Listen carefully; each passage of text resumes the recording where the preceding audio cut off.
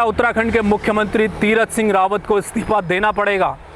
ये वो चर्चा है जो इस वक्त उत्तराखंड के राजनीतिक गलियारों में ज़बरदस्त तरीके से चल रही है। कांग्रेस अपने संवैधानिक विशेषज्ञों की मदद लेकर स्टडी कर रही है कि आने वाले समय में 2 विधानसभाओं के उपचुनाव होंगे या नहीं होंगे। अगर नहीं हो पाए तो जाहिर सी बात है तीरथ सिंह रावत को इस्तीफा देना पड़ेगा। भाजपा क्या सोच रही है, कांग्रेस क्या कर रही है, ये देखेंगे इस रिपोर्ट में। उत्तराखंड के मुख्यमंत्री तीरथ सिंह रावत की कुर्सी पर संवैधानिक खतरा मंडराने लगा है। 9 सितंबर तक हर हाल में तीरथ सिंह रावत को विधानसभा की सदस्यता लेनी है और ऐसा नहीं हुआ तो उन्हें मुख्यमंत्री पद से इस्तीफा देना पड़ेगा।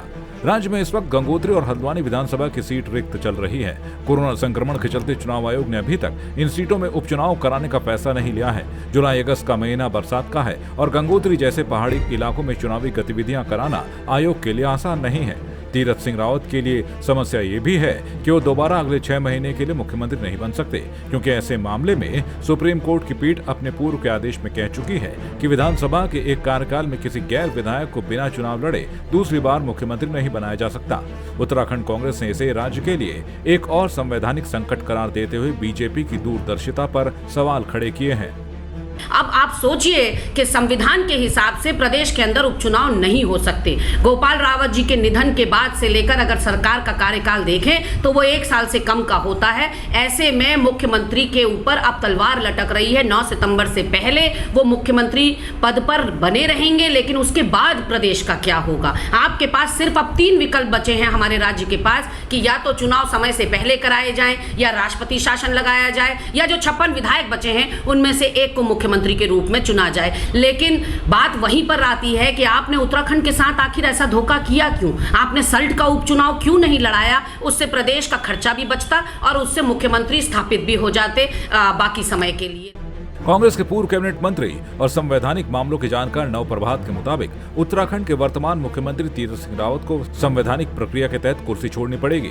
नवप्रभात ने इस संबंध में एक रिपोर्ट भी कांग्रेस नेतृत्व को सौंपी है, जिसमें उन्होंने इस बात का जिक्र किया है कि लोक प्रतिनिधित्व अधिनियम की धारा 151 का के अंतर्गत भारत निर्वाचन आयोग को राज्यसभा, लोकसभा और राज्यों की विधानसभाओं की किसी भी सीट के खाली होने पर 6 माह की अवधि के अंदर उपचुनाव कराने होते हैं। लेकिन इसी धारा की उपधारा में ये भी स्पष्ट किया गया है कि परंतु धारा की कोई बात उस दशा में लागू नहीं होगी जिसमें किसी रिक्ति से संबंधित सदस्य की पदावधि का शेष भाग 1 वर्ष से कम है, या निर्वाचन आयोग केंद्रीय सरकार से परामर्श करके ये प्रमाणित करता है कि उक्त अवधि के भीतर ऐसा उप निर्वाचन करना कठिन है।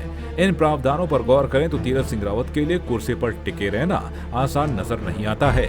इस मामले पर बोलते उत्तराखंड कैबिनेट मंत्री गणेश जोशी ने कहा कि यह संवैधानिक मामला है, कोई न कोई रास्ता जरूर निकलेगा। सर, आपके विपक्ष के नेता हैं नवप्रभात, उन्होंने एक बयान कल दिया। उन्होंने कहा कि उत्तराखंड में एक संवैधानिक संकट आने जा रहा है। ये मुख्यमंत्री अपना कार्यकाल पूरा नहीं कर पाएंगे क्योंकि इलेक्शन नहीं हो पा रहा है। वो तो जब वक्त आएगा तब देखेंगे। अभी उसमें को टिप्पणी करना ठीक नहीं है। अभी तो 6 महीने तक हमारे मुख्यमंत्री हैं और आगे भी रहेंगे। कोई ना कोई इसका रास्ता निकलेगा।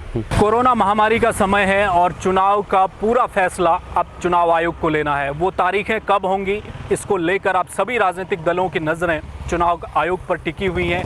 देखना ये है कि आने वाले समय में कितनी जल्दी, क्योंकि समय अब बहुत कम है, अगर चुनाव आयोग को चुनाव करवाना है तो बहुत जल्दी तारीखों का ऐलान करना ही होगा।